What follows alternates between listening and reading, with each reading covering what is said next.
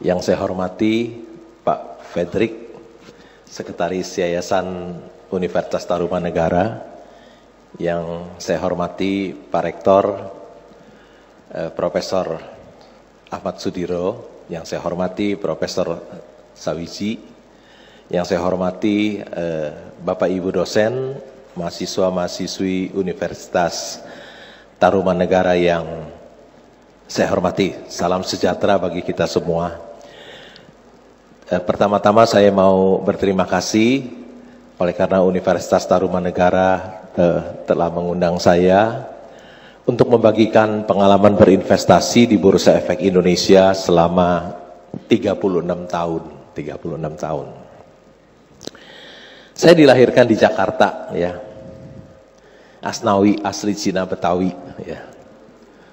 66 tahun yang lalu dan sampai saat ini masih tinggal di Jakarta, ya. Waktu SD sekolah di SD Negeri Teladan, SD Negeri Teladan di Jalan Perniagaan di Petekuan atau dulu namanya YPP, ya. SMP-nya juga di situ, SMP Negeri 63, ya. Kemudian SMA-nya saya pindah ke Chandranaya, SMA Chandranaya. Dahulu, zaman dulu, Chandranaya itu kumpulan orang-orang Tionghoa yang kaya-kaya, ya, di situ. Dan kumpulan orang-orang kaya Chandranaya itu mendirikan dua yang saya tahu. Satu, Rumah Sakit Sumber Waras, satu lagi Universitas Tarumanegara, ya. Ketika saya tamat SMA, saya tidak punya uang untuk melanjutkan kuliah. Mau kuliah di Untar tapi tidak punya uang, ya. Jadi saya bekerja di bank sebagai seorang pegawai tata usaha, seorang clerk, ya, seorang clerk. Tentu saja gajinya UMR, ya. Pertama tahun 1979 saya bekerja, gajinya 14.700 satu bulan, plus uang makan 1.300 sehari, uang makan dan transport kurang lebih 50.000, ya. Setelah 11 tahun saya bekerja, 11 tahun saya tidak pernah naik pangkat, ya, karena saya masuk dengan ijazah SMA, jangankan direktur atau vice president, kepala cabang atau assistant manager, kepala bagian aja enggak, ya. 11 tahun gajinya UMR terus naik dari 50.000. Tahun 79, tahun 90 gaji saya baru 350.000 sebulan, ya. Saya kuliah malam hari. Karena di Untar waktu itu tidak ada kuliah malam hari, ya. Adanya siang. Dan saya nggak bisa karena siang saya bekerja di bank full time. Akhirnya saya kuliah di universitas yang tidak punya kampus, ya. Untar punya kampus, ini universitas tidak punya kampus. Dulu boleh pinjem universitas. Mohon maaf jangan dibuka, ya. Ceritanya belum habis, kembali lagi, ya. Oke. Slide-nya, ya. Saya kuliah di universitas yang tidak punya kampus. Siangnya dipakai SMA, malamnya di kontrak universitas, jadi malam saya kuliah. Dan penerangannya pun tidak disiapkan baik-baik, jadi waktu kuliah remeng-remeng gitu, gelap, ya. Karena memang didesain untuk sekolah siang SMA. Nah, sekarang coba dibuka yang tadi gambar, ya. Ya, ini Universitas Harvard nih yang terkenal, ya, terkenal, ya.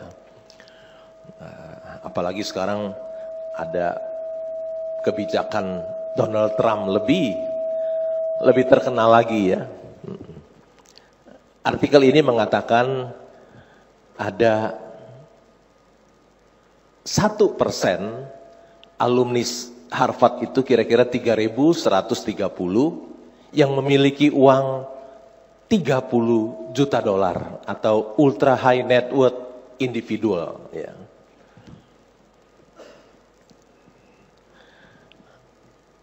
Ada 3.130 dan jumlah itu kira-kira 1% dari alumni dari Harvard, ya. punya uang 30 juta dolar. Kalau kali 16.300 ya hampir mendekati 500 miliar ya. Next. Slide-nya, next slide. Saya kuliah di Universitas Jakarta yang tidak punya kampus. Setiap malam saya kuliah di gedung SMA PSKD di seberang RSCM yang disewa oleh universitas. Tetapi sekarang saya lebih kaya dari 99% lulusan Universitas Harvard.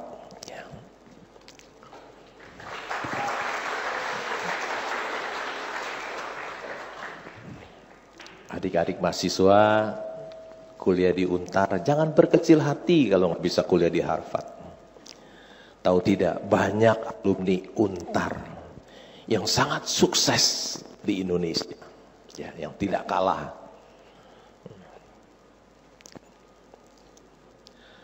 Next.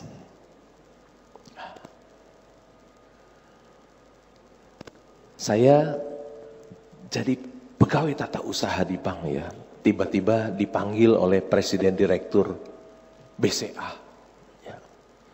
Diajak webinar karena waktu itu tahun 2022 masih COVID webinar.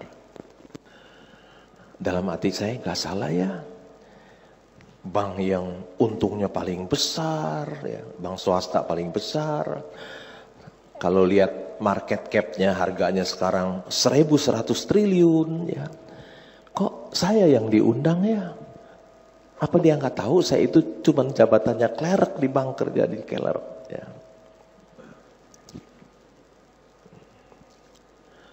Tahun 2002 next. 2023 diundang lagi ya. Clerk loh, clerk. Bukan direktur bank, bukan ya. Kalau saya dulunya direktur bank diundang sih oke lah oleh bank yang terbaik di Indonesia ya. Dengan nilai pasar hari ini 1.100 triliun. Next. Diundang bicara ya, diundang bicara juga di BCA Wealth Summit. Diundang bicara kepada orang-orang tajir, bukan kepada mahasiswa, orang-orang kaya ya, di nasabah-nasabah pilihan, nasabah prioritas, nasabah soliter ya, di Kempinski ya. Next. Ini lagi yang ajaib ya. Ini ada Year End Senior Leaders Conference ya. CIMB ya. Itu yang berdiri di situ adalah direktur dan komisaris CIMB. Ada komisaris utama, ada dirut ya, Ibu Lani ya. Ada 130 kira-kira yang hadir konferensi itu. Saya diundang sebagai pembicara di situ ya. Kepala cabang aja nggak masuk undangan ya, kepala divisi dan lain-lain. Ajaib ya. Berkat Tuhan itu ajaib dalam hidup saya ya. Clerk diundang untuk bicara kepada direksi dan komisaris Bank CIMB. Next. Nah, ini diundang di Qatar, ya, di Qatar. Next. Bersama-sama dengan dua itu direktur Bank Mandiri ya, Pak Aquarius, Ibu Indah, yang baju merah itu duta besar Qatar ya. Next. Nah, ini lagi. Waktu Jackie Chan datang di Sinarmas itu. Ya, Jackie Chan diundang oleh Sinarmas dan saya waktu itu dapat hadiah Nobel dari Sinarmas Sekuritas ya, dari Sinarmas. Next. Ini diundang bicara bersama-sama dengan CEO Citibank ya. Citibank itu yang bank yang paling bagus dulu, bukan sekarang, dulu. Dulu semua alumni Citibank jadi direktur semua di bank swasta ya. Tapi bukan sekarang. Ya, bicara bersama dengan CEO Citibank. Next. Mengapa kita harus berinvestasi di Bursa Efek Indonesia? Karena di Bursa Efek Indonesia itu ada uang banyak loh. Ada market cap sekarang ada 12.420 triliun. Ada 12.420 triliun. Next. Next. Apalagi ini loh. Ada Microsoft nilainya 3,4 triliun dolar. Kalau kali 16.300, 50.000 triliun ya. Itu juga Nvidia juga 3,3 triliun, Apple 2,9 triliun dolar, Amazon 2,1 triliun, ya. Google 2 triliun, Aramco itu migas ya di Arab 1,6 T. Ada uang yang banyak sekali loh di bursa. Ya. Kalau adik-adik mahasiswa tidak tahu tentang pasar modal, sangat disayangkan. Ya, sangat disayangkan. Di situ banyak uang. Satu perusahaan aja nilainya 50.000 triliun. Utang pemerintah Indonesia paling 8.000 triliun, yang kecil, jual saham sedikit aja lunas. Jadi kalau adik-adik mahasiswa ingin jadi orang yang kaya, pasar modal lah tempatnya. Oleh karena itu kita harus belajar tentang pasar modal. Ya, next. Next. Harta karun kekayaan terbesar yang ada di dunia adanya di pasar modal, bukan di bawah laut. Nilainya nyata dan transparan, sangat disayangkan bila ada orang tidak mengenal pasar modal. Next. Perusahaan publik itu menghasilkan produk dan jasa bagi hidup kita ya. Mengapa kita harus berinvestasi?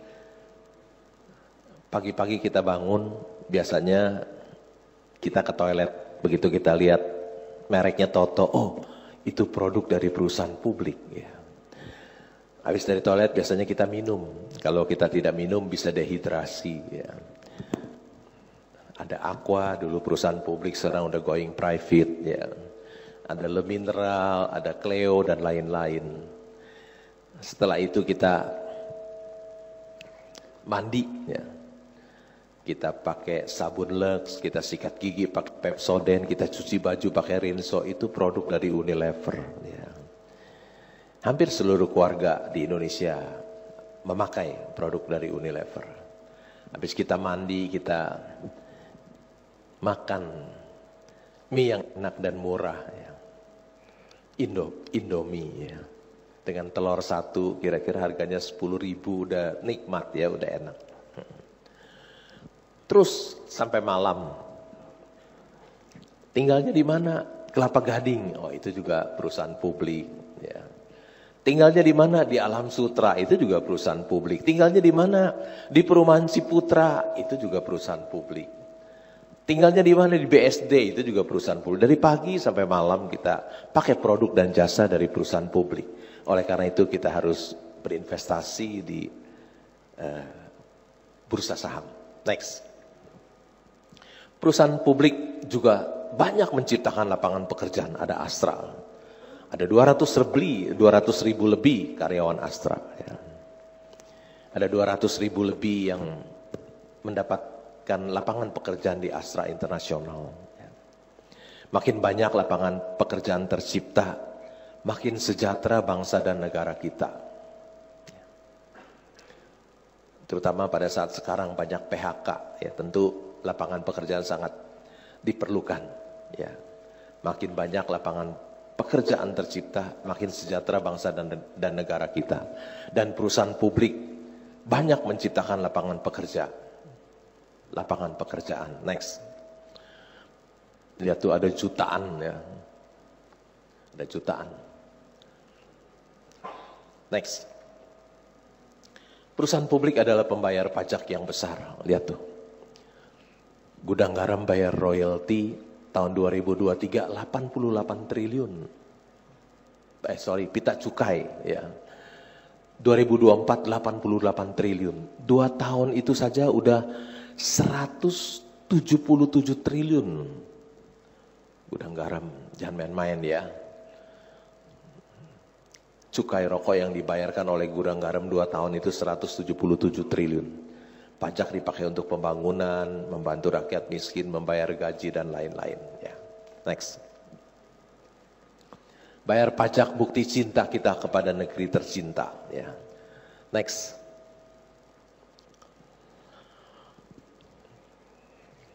Kita mungkin berpendapat, banyak orang berpendapat bahwa seorang investor saham itu adalah penjudi. Ya. Tapi kita nggak pernah terpikir bahwa seorang investor saham itu juga adalah seorang pahlawan. Ya. Lihat, Warren Buffett mendapat penghargaan dari pemerintah Amerika. Next. Saham adalah pilihan investasi terbaik, tetapi 99% masyarakat kita belum mempercayainya. Masyarakat kita lebih suka menaruh uangnya di bank dan diinvestasikan di properti. Ya. Bagi saya, saham is the best choice, tetapi 99% masyarakat kita belum percaya ya bahwa saham itu is the best choice. Next. Saham itu halal ya, boleh dibeli saham itu. Next. Tapi ketua MUI bilang Bitcoin itu haram untuk investasi ya. Next. Ya. Ini CEO JP Morgan. JP Morgan adalah bank yang terbesar di Amerika mengatakan Bitcoin adalah penipuan dan skema Ponzi ya. Bukan saya yang ngomong ya, nanti saya dimusuhin orang yang ini. Yang ngomong CEO JP Morgan ya. Next. Ini dua orang kaya nih, katanya nggak pakai jam tangan Rolex, nggak pakai berlian. The goal is to be rich, not to look rich ya. Karena tujuannya menjadi kaya bukan kelihatan kaya. Ya. Masyarakat lebih senang kelihatan kaya daripada menjadi kaya. Ya. Menjadi kaya itu penting, kelihatan kaya tidak penting. Bahkan untuk kelihatan kaya menghabiskan uang banyak, sehingga seseorang tambah susah menjadi kaya. Ya. Next. Orang yang tidak dapat menggandakan uang mencari pengikut sebanyak-banyaknya untuk dimanfaatkan. Agar ia menjadi kaya, bukan pengikutnya yang kaya, tetapi orang yang dapat menggandakan uang tidak mau pengikut seorang pun. Saya tidak mempunyai pengikut seorang pun. Ya.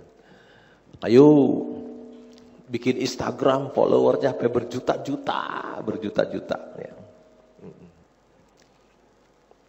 Tetapi orang yang bisa menggandakan uang, dia tidak mau seorang pun follower. Ya.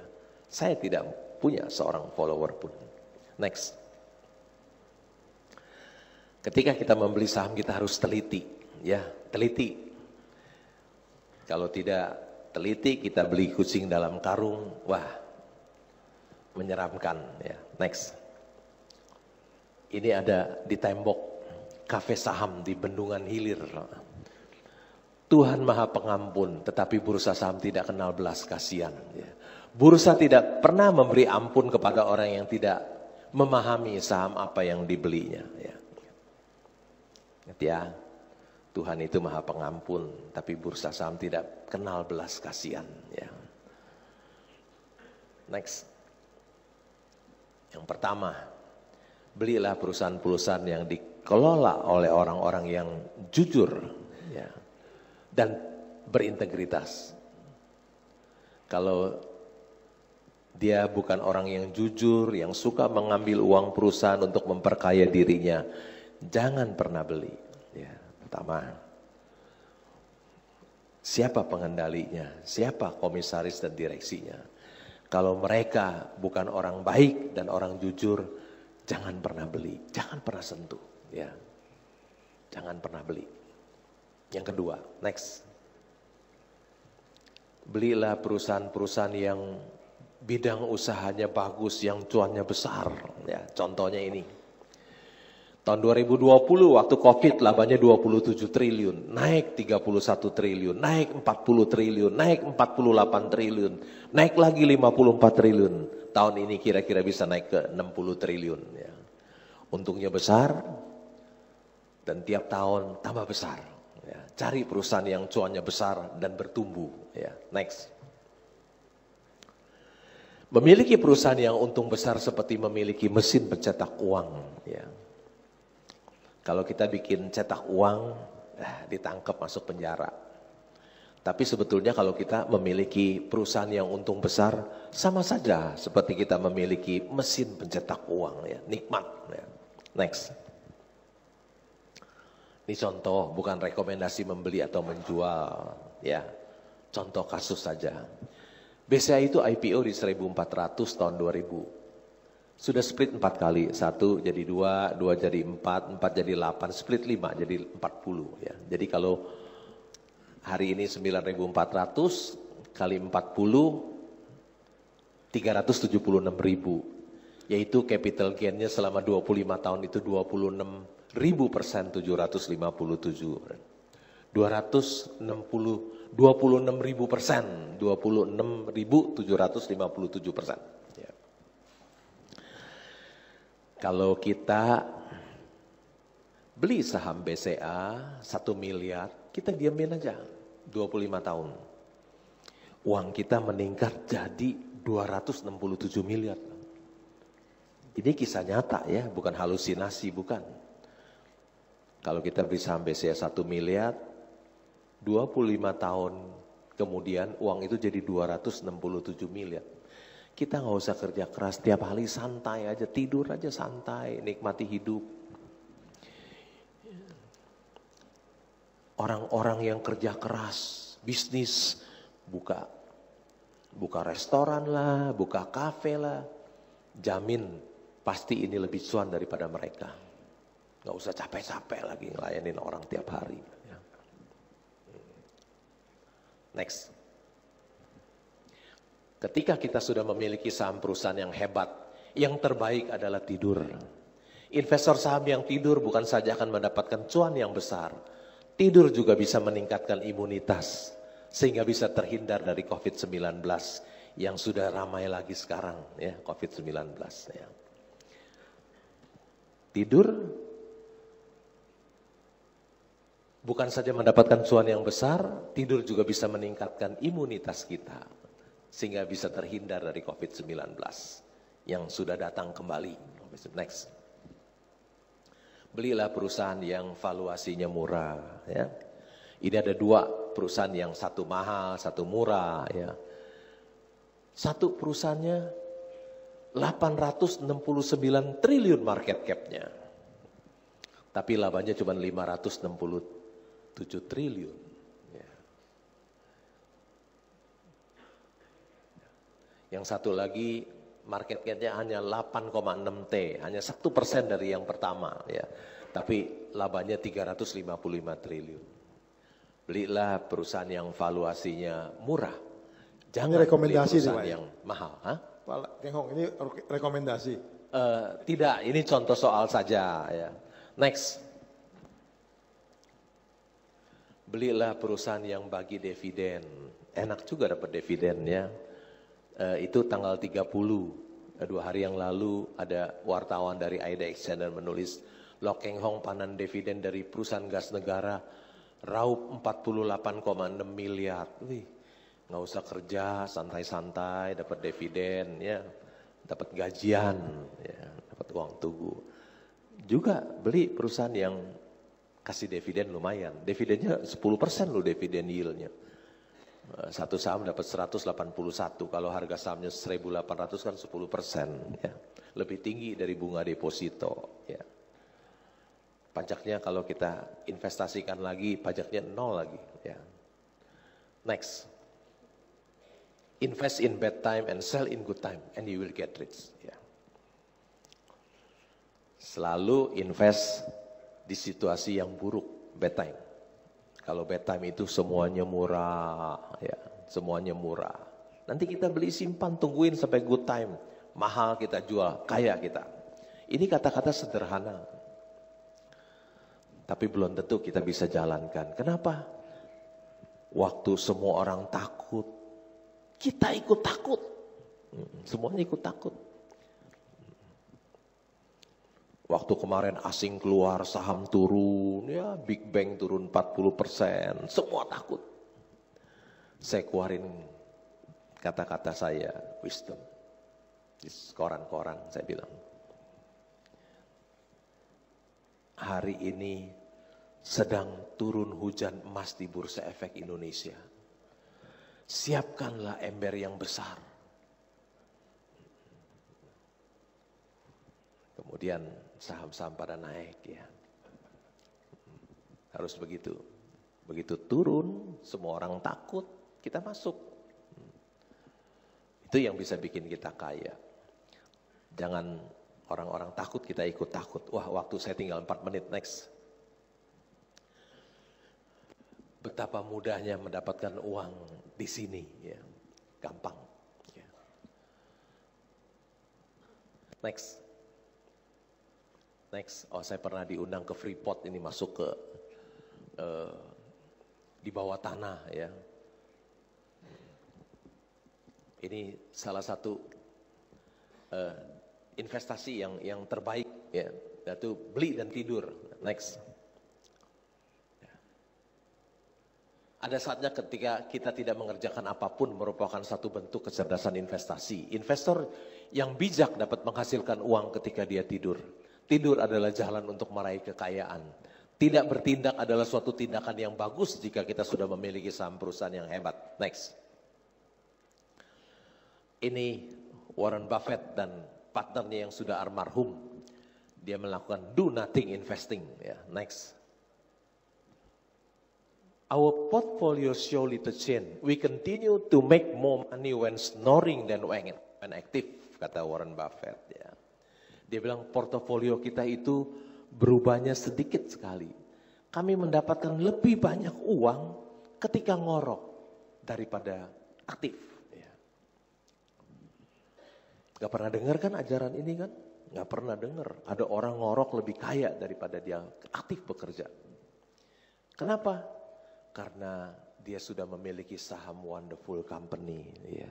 Dia tidur, tapi perusahaannya sedang bekerja buat dia menghasilkan uang yang banyak. Ya.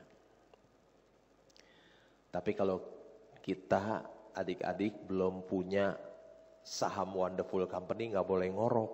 Ya, harus kerja keras dan kerja keras. Ya. Kalau nggak punya saham wonderful company, ngorok tambah miskin. Ya, tambah miskin. Kecuali kita sudah memiliki saham wonderful company, kita ngorok tambah kaya. Ya. Next. Ini 7 tahun masa kelimpahan dan 7 tahun masa kekeringan. Ya. Warren Buffett seperti Yusuf, ya, dia pegang uang cash 5.500 triliun. Ketika saham-saham naik terus dia jual. Ya. Dia pegang uang cash 5.500 triliun. Tinggal 2 menit. Ya. The big money is not in buying and selling the stock, but in waiting, dari menunggu. Next. Warren, your investing strategy is so simple. Why doesn't everyone just copy you? Because nobody wants to get rich slow. Ya. Strategi Warren Buffett itu sederhana sekali loh. So simple. Simple itu sederhana dan mudah. Kalau di depannya ada so, begitu sederhana dan begitu murah, artinya begitu mudah. Next. Next. Terus deh, habisin. Nah, terus. Wah, ini lagi. Lokeng dapat apresiasi lagi. Ya, dapat apresiasi. Ya. Next. Ini biasa saya tiap hari di rumah reading and thinking. Ya, reading and thinking. Next. Sebuah patung inspiratif dari Jepang menunjukkan bahwa bobotmu tidak ditentukan oleh ukuran tubuh. Ya. Saya setiap hari membaca dan berpikir.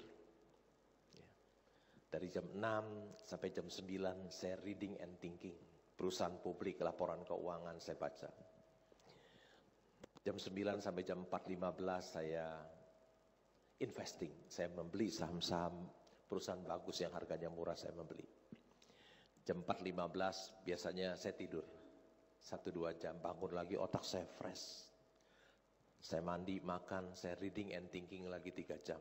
Sehari saya 6 jam membaca. Permisi tanya, adik-adik mahasiswa Untar, sehari Anda belajar berapa jam?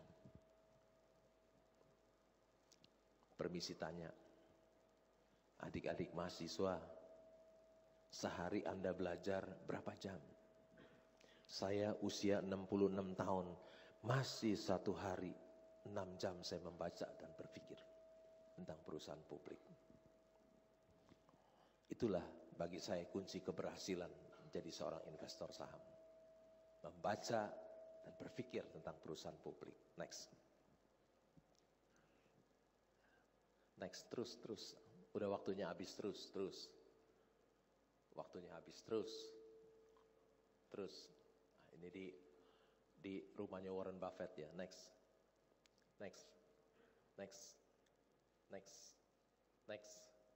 Waktunya habis. Next. Wah, Warren Buffett itu punya uang 136 miliar dolar loh, seorang investor saham. Gokil, Warren Buffett cuan gede 1.720 triliun dari Apple. Orang yang usia 94 tahun masih bisa cuan 1.720 triliun. Coba mau kerja apa? Buka kafe yuk, siapa tahu bisa untung 1.720 triliun. Buka rumah makan yuk, nggak mungkin bisa. Usia 94 tahun baru bisa dapat kalau dia jadi seorang investor saham.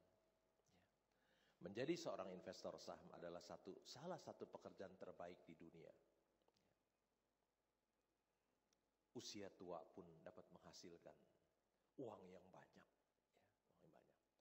Waktu saya sudah minus, sekian terima kasih. Semoga bisa bermanfaat dan bisa memberikan inspirasi buat adik-adik mahasiswa semua. Sekian, terima kasih. Palo, terima kasih. Tepuk tangan untuk Palo. Palo Keng-hong. Kita belajar hari ini. Kalau sudah seperti Palo, tidur bikin sehat dan tambah kaya ya Palo.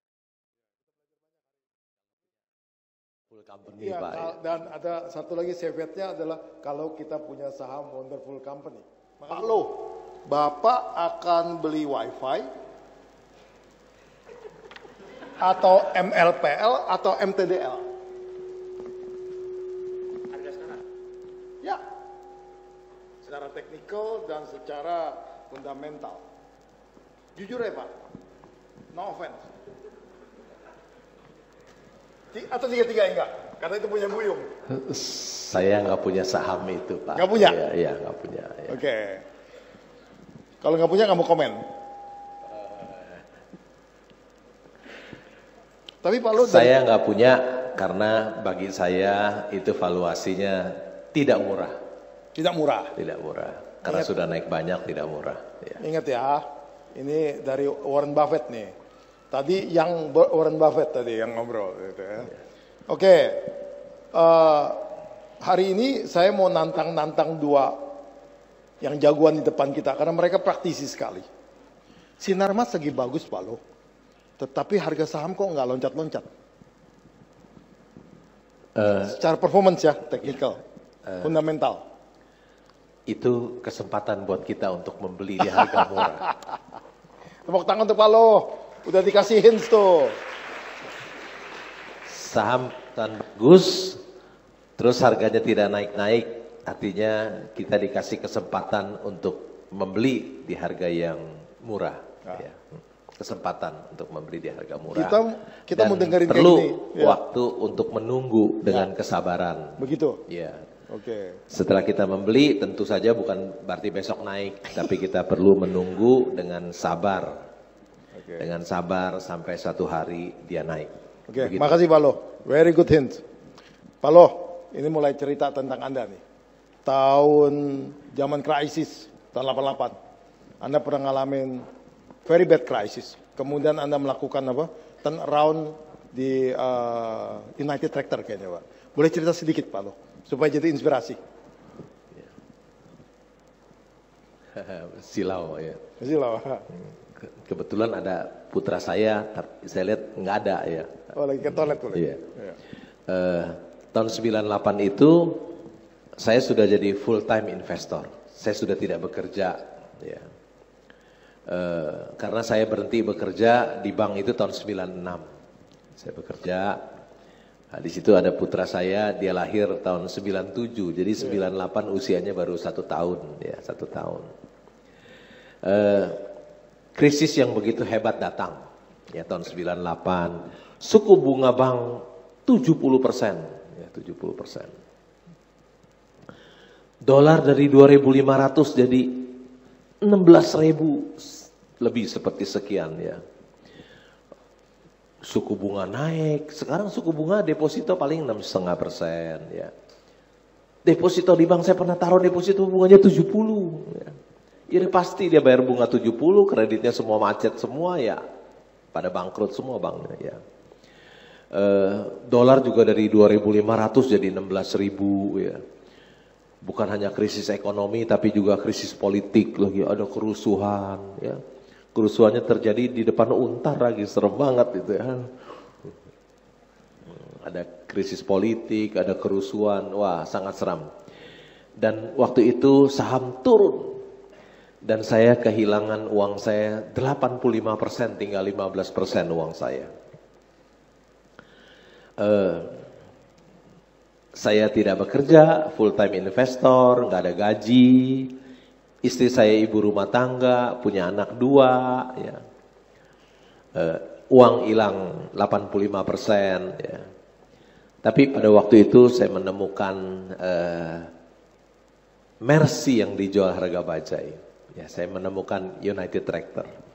Yaitu laba usaha per saham 7.600. Ya, laba usaha per saham 7.600. Harga sahamnya 250. Waduh, murah banget tuh. Ya, laba usaha per saham 7.600, harga sahamnya 250. Wih. Cuman berapa bulan break even tuh beli 7.600, harga saham 250. Udah, nggak ada pilihan lain. Jadi uang saya semuanya saya dorong di satu counter. Nggak bisa pilih yang lain dong. Mana ada saham perusahaan yang sangat bagus dan murah. Dari itu nggak ada, jadi hanya beli seluruh uang saya ada di saham dan sahamnya satu macam United Tractor ya. Pada waktu itu orang kalau lihat, itu orang taunya United Tractor jual alat berat, nggak ada yang beli alat beratnya, nggak ada yang beli. Utangnya dolar lagi. Tapi saya heran, kok laba usaha per sahamnya 1,1 triliun? Oh, ternyata dia punya coal mining contractor namanya Pama Persada Nusantara. Coal mining contractor terbesar di Indonesia dan semua penghasilannya kontraknya dalam US dollar. Jadi semacam secara alamiah sudah di hedging ya, karena income-nya dalam dolar. Dan saya beli. Nggak langsung naik, lama juga, terus menunggu. Akhirnya 6 tahun kemudian, saya pegang 6 tahun kemudian, saya melakukan kesalahan. Saya menjualnya di harga 15.000 ya. Sebetul perusahaan itu sangat murah, sebetulnya saya nggak boleh jual. Tapi karena ilmunya belum tinggi dan gemetar juga, karena jadi untungnya gede sekali ya. Saya bilang, kalau saya nggak ambil, terus tiba-tiba dia turun lagi, seperti asap hilang uang itu ya, karena ilmunya belum tinggi, akhirnya saya jual di harga 15.000. Terus 2004 ya, 6 tahun. 2008 itu dia jadi kira-kira 625.000, kan sekarang udah split, ya 11,4 kali, ada right issue segala macam. Jadi itulah pengalaman saya di tahun 98 ya. Uang saya sempat kehilangan 85%, tapi kemudian karena saya menemukan berlian yang dijual harga kerikil United Tractor, jadi saya turn around, uang saya balik kembali Pak, begitu Pak Hadi. Hebat sekali, inspiring tuh Pak, karena 98 semua orang, bukan cuma harga saham, Mercedes pun turun harganya hari itu. Pak, dari tadi Bapak bicara cari industri yang bagus. Betul. Yang prospektif untuk Indonesia. Betul. Setiap negara berbeda-beda. Iya. Boleh kasih kita 2-3 industri prospektif dan kemudian kita liatin industri itu. Pertanyaan yang sama. Belum tentu sama nih. Silakan. Menurut saya sektor usaha yang prospektif itu nomor 1 adalah perbankan. Perbankan. Kenapa Pak Lo? Karena uang Bapak taruh di BCA mungkin hanya dibayar 0,2% setahun Pak. Ya. Tapi ketika dia lepas 8%, profit marginnya Net profit margin. Net profit marginnya itu Dengan cost of capital mungkin sekitar 4.000% loh Pak. Iya. Gross marginnya ya. 4.000%. Dagang apa yang kita jual barang cuannya 4.000%, ada yang mau beli? Nggak ada, kecuali bank. Jualnya ribuan triliun lagi laku ya. Duit kita diterima oleh BCA 0,2% setahun. Dia lepas kredit 8%. Cuannya berapa tuh? 5 kali 8. 4.000% ya? Iya. Itu yang paling bagus menurut saya perbankan. Nggak ada tandingannya. Nomor 2, komoditas. Komoditas. Barang komoditas yang dibutuhkan oleh China dan India. Karena China penduduknya ada 1,4 miliar, India 1,4 miliar. Apa sih yang dibutuhkan oleh mereka? Batu bara. Ya. Batu bara. Mereka butuh penerangan di malam hari. Mereka butuh beli batu bara dari Indonesia. Yang ketiga, menurut saya komoditas juga yang dibutuhkan oleh China dan India, yaitu CPO. Karena negara kita diberkati bisa tumbuh kelapa sawit. Di China dan India nggak bisa tumbuh, Pak. Ya, jadi Durian bisa, Pak. Durian, tapi kelapa sawit nggak bisa, Pak. Jadi itulah menurut saya 3 usaha yang paling bagus menurut saya: perbankan, batu bara, kelapa sawit. Begitu, Pak. Makasih, Pak. Ya. Kita berikan kepada floor untuk bertanya, karena ini adalah waktu yang sangat berharga. Bisa bertanya kepada Pak Lo dan Pak Kris. Silakan. Teman-teman yang bantu Mike, silakan bantu. Halo, salam kenal Pak Lo dan Ko Kris. Perkenalkan, nama saya Alvin Christian. Saya kebetulan alumni dari Untar, jurusan komunikasi advertising. Sebetulnya saya mau menanyakan outlook terhadap salah satu bank BBRI, mengingat di kuartal 1 ini BBRI mengalami penurunan terhadap laba bersih. Apakah BBRI ini masih cukup menarik untuk dibeli, mengingat banyak juga kemarin investor asing juga banyak yang cabut dari BBRI. Itu aja pertanyaan saya, terima kasih. Terima kasih Mas Alvin, ini pertanyaan serius. Ada hubungannya sama Danantara nggak nih? Silakan. Pak Lo dong. Saya yang jawab. Oh, tanya ke saya. Ya. Memang di kuartal pertama laba dari BRI ada menurun, ya, karena banyak pencadangan meningkat, ya, pencadangan meningkat banyak, jadi labanya turun. Tetapi ketika kita melihat perusahaan, jangan satu kuartal, harus kita lihat 1 tahun nanti, ya, jangan lihat 1 kuartal, mesti lihat 1 tahun. Gimana kinerjanya selama setahun? Atau kalau kita mau lihat kinerjanya selama 20 tahun, ya, selalu BRI itu habis dia turun, selalu dia naik lebih tinggi dari sebelumnya. Ketika dia turun, dia naik lebih tinggi dari sebelumnya. Itu kinerja BRI selama 20 tahun yang saya lihat, ya. Jadi kalau kita melihat kinerja satu perusahaan, jangan 1 kuartal. Coba kita lihat lebih panjang 1 tahun. Begitu, Pak Hadi. Ya. Makasih, Pak Lo. Mas Alvin, terjawab ya. Silakan, yang kedua. Sebelah kanan, silakan.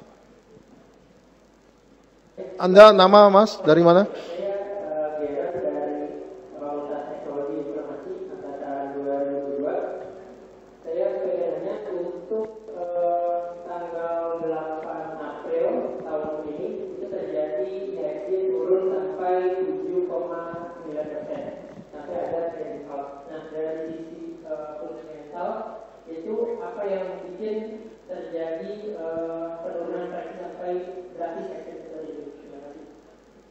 Itu bukan hari gelap buat saya, itu adalah penurunan harga saham adalah peluang emas buat saya, ya. Jadi ketika itu saya sedang di Singapura, di Chinatown. Terus saya lagi beli terus non-stop dari Singapura, melakukan pembelian terus. Tiba-tiba trading hall berhenti. Kaget juga saya. Kenapa sahamnya berhenti ya? Saya nggak tahu. Ya, ternyata terjadi trading hall. Ya. Bagi saya harga saham yang turun itu adalah peluang emas buat saya. Di mana saya bisa membeli perusahaan bagus dengan harga yang murah. Jadi sungguh waktu trading hall itu terus HP saya nggak berhenti, terus saya melakukan pembelian terus. Berhenti ketika trading hall itu dan saya juga nggak tahu trading hall. Cuman saya bilang kenapa pada nggak jalan ini di harga-harga saham begitu. Tadi saya bilang industri yang terbaik adalah perbankan. Dan saya bukan hanya ngomong tapi saya konsisten melakukan pembelian perbankan ya meskipun Chris tidak beli tapi saya beli. Jadi kalau adik-adik mahasiswa buka website Bank Danamon ya. Saya di situ terdaftar sebagai pemegang saham terbesar nomor 5 di Bank Danamon. Ya. Kalau coba buka di Bank OCBC, websitenya dibuka, kemudian lihat di pemegang sahamnya, maka saya terdaftar nama saya sebagai nomor 8 pemegang saham di OCBC. Kalau buka website Bank CIMB, websitenya, maka muncul nama saya sebagai pemegang saham nomor 8 di Bank CIMB. Dan punya saham BRI ya, dalam jumlah yang cukup besar sekali. Ya, demikian Pak Hadi. Terima kasih. Masih Pak Lokengong, Pak Kris. Pertanyaan ketiga, silakan. Mas Darren udah terjawab ya? Ya, siang Pak, perkenalkan saya Kevin dari FEB Angkatan 24, izin bertanya. Bagaimana cara kita survive di ketidakpastian pasar seperti volatilitas oleh Trump dan sebagainya? Terima kasih. Terima kasih. Ini bicara eksternal nih. Silakan. Ya bagi saya ketidakpastian itu adalah teman bagi seorang investor ya. Jadi ketika banyak berita negatif, saham-saham pada turun, saya yang pungutin saham-saham perusahaan wonderful company yang pada turun, saya yang pungutin. Dan saya pungutin, saya simpan sampai menunggu situasi menjadi baik, saham-saham naik, dan saya yang akan menjualnya. Jadi selalu tipenya, karakteristiknya seperti itu. Begitu dia jatuh murah, perusahaan yang bagus jatuh murah, saya yang pungutin biasanya, saya simpan. Dan menunggu sampai situasi yang bagus, IHSG naik, saya yang mengambil untung di situ, saya menjual. Ketika orang takut saya yang beli, ketika orang membeli saya yang mengambil untung. Begitu Pak Hadi. Makasih Pak Lo. Saya bertanya dulu ya. Satu pertanyaan yang saya ingin bertanya terus selama ini dengan Pak Lo. Akhirnya ketemu sama Pak Lo. Silakan Pak. Satu pertanyaan saya, bandar itu ada nggak sih Pak? Dan apakah benar bandar yang menggerakkan pasar? Karena tiap jalan pagi mereka ngomongin bandar mulu Pak. Silakan, ini dari pakarnya nih ya. Saya rasa ada. Saya rasa ada ya. Ada. Itu ya. ada 10 orang atau 20 orang di Indonesia Pak? 10 atau 20 orang atau cuma 2? Saya nggak pernah dekat-dekat dengan bandar. Kalau nyebut angka kan boleh Pak. Iya. Saya nggak tahu. Nggak tahu. Okay. Karena saya lebih banyak di rumah.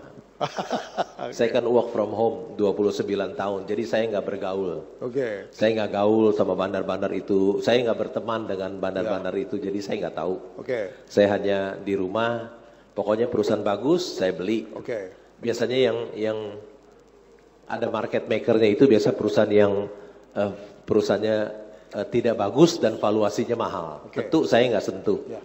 Itu buat orang lain saja. Okay. Ya, saya hanya membeli perusahaan yang labanya besar, valuasinya murah, itu saya beli dan saya simpan. Makasih Pak Lo. Pak, ya. Terima kasih. Satu pertanyaan terakhir karena waktu juga yang memisahkan kita. Oke, silakan. Pak Lo ya, mau nanya Pak, ketika baca annual report itu yang Pak 5 hal yang Pak Lo paling perhatiin itu apa Pak? Ya, bagus ya Pak Lo. Satu, kita lihat dulu siapa pemegang saham mayoritas, siapa direksi dan komisarisnya, apakah mereka orang jujur dan orang baik atau tidak. Ya. Paling sederhana, ceknya masukin aja namanya di Google. Ya. Sebetulnya pesaingnya tahu mereka, karyawannya juga tahu, suppliernya juga tahu, ya. Google juga tahu, ya. Bisa tanya. Itu satu. Yang kedua saya lihat bidang usahanya apa. Ya. Kalau bidang usahanya produknya bersaing dengan produk China, saya nggak mau beli. Biasanya susah naikin harga jual karena produk China lebih murah. Ya. Biasanya saya membeli yang dibeli oleh China dan India seperti kelapa sawit, batu bara, begitu yang mereka beli, bukan yang mereka jual. Itu bidang usaha bagus. Yang tiga tentu saya lihat labanya besar apa enggak. Kalau labanya besar saya mau beli. Kalau perusahaannya labanya kecil nggak mau saya. Ya. Pertumbuhannya lihat, bertumbuh tidak ya. Kalau enak sekali kalau perusahaan besar dia bertumbuh, valuasinya dilihat. Berapa price earning ratio-nya, berapa price to book-nya, PE rendah, price to book rendah saya beli. Tentu yang terakhir saya lihat dividend yield-nya ya. Kalau dividend yield-nya 10%, wah enak juga ya, daripada saya deposito 6,5% potong pajak 20%, kan tinggal 5,2 ya, 5,2%. Kalau dia kasih dividen yield 10% kan enak. 2 kali deposito ya. Seperti saya dapat dividen dari perusahaan gas negara kan dividen yieldnya 10%. Harga saham 1.800, dividennya 181, 182. Jadi kira-kira hal-hal itu yang saya lihat gitu. Ya. Masih Pak Loh, very good tips.